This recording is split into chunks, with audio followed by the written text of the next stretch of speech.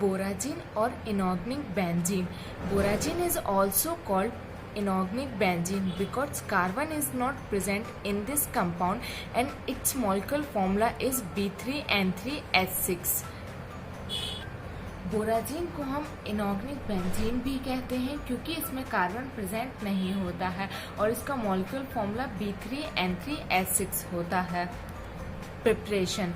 First, when diborane is react with ammonia, then adduct is formed, and on heating this product, boragine is formed.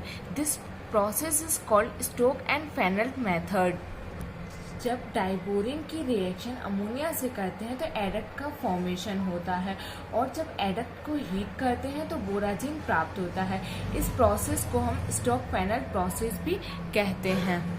कि डाइबोरिन है B2H6 plus ammonia से reaction करवाते हैं NH3 से तो adduct का formation होता है B2H6 NH3. फिर जब एडक्ट को दोबारा हीट करते हैं तो बोराजीन B3N3H6 का फॉर्मेशन होता है और 12 हाइड्रोजन्स बाहर निकल जाते हैं.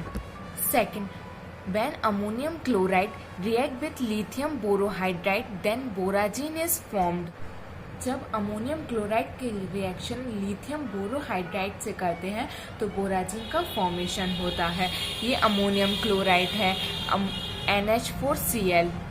इसकी रिएक्शन लिथियम बोरोहाइड्राइड LiBH4 से करते हैं तो बोराजीन B3N3H6 का फॉर्मेशन होता है. LiCl और 9H2 बाहर निकल जाते हैं.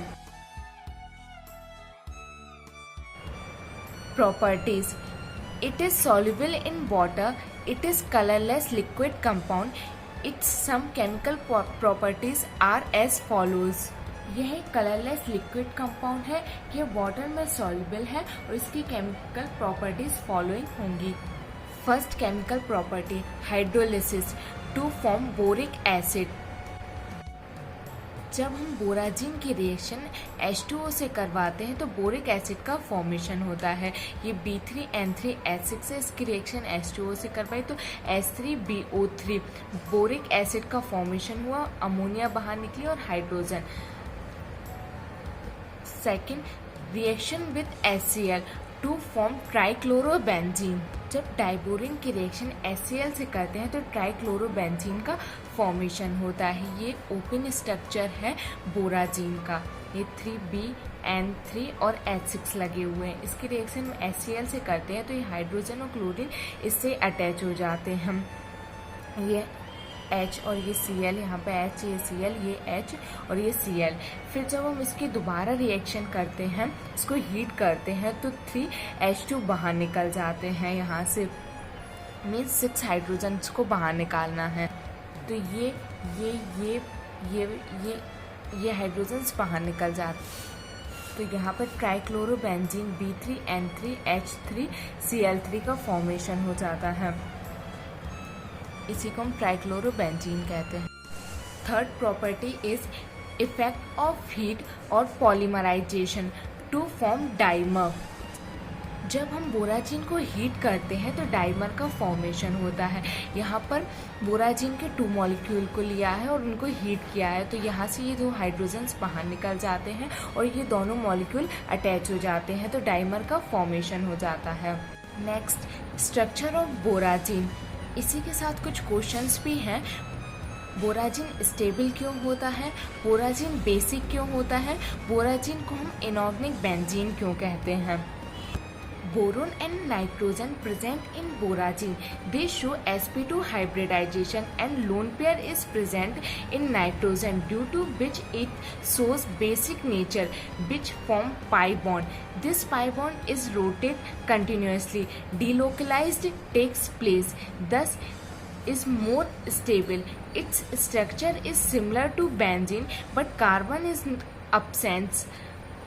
Thus it is called inorganic benzene.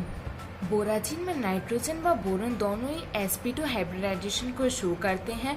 बोराजिन में नाइट्रोजन के पास लोन पेयर प्रेजेंट होता है जो कि पाई बॉन्ड का फॉर्मेशन करता है। सो ये बेसिक होता है और इसका स्ट्रक्चर बेंजीन के समान होता है, लेकिन इसमें कार्बन प्रेजेंट नहीं होता है। सो इसे हम इनऑर्गेनिक बेंजीन भी कहते हैं और डीलोकलाइज्ड केमिकल बॉन्ड को शो करता है, इसलिए यह मोर स्टेबल होता है। अब इसका स्ट्रक्चर देखते हैं। यहाँ पर बोरोन का एटॉमिक नंबर 5 होता है, कॉन्फ़िगरेशन 2,3, नाइट्रोजन का 7, कॉन्फ़िगरेशन 2,5 और हाइड्रोजन में 1।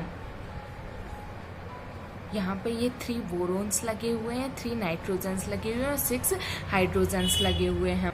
यहाँ पर बोरोन और हाइड्रोजन अपने अपने इलेक्ट्रॉन को शेयर करके बॉन्ड पेयर का फॉर्मेशन करते हैं और नाइट्रोजन के पास जो लोन पेयर्स होते हैं वो यहाँ पर शिफ्ट होके डबल बॉन्ड का फॉर्मेशन करते हैं। बोरोन व नाइट्रोजन के साथ हाइड्रोजन्स अटैच रहते हैं, 6 हाइड्रोजन्स अटैच रहते हैं। तो इसका फाइनल स्ट्रक्चर ऐसा होता है, यहाँ पर हाइड्रोजन्स लगे होते हैं और एक सिंगल बॉन्ड और एक डबल बॉन्ड जैसा स्ट्रक्चर होता है। बोरोन में 3 बॉन्ड पेयर्स होते हैं और नाइट्रोजन में भी 3 बॉन्ड पेयर्स होते हैं और ये sp2 हाइब्रिडाइजेशन को शो करता है। ये रोटेट भी होते हैं, तो रोटेट होने पर इनका स्ट्रक्चर ऐसा होता है, जहाँ सिंगल बॉन्ड होता है वहाँ डबल बॉन्ड आ जाता है और जहाँ डबल बॉन्ड होता है वहाँ सिंगल बॉन्ड आ जाता है।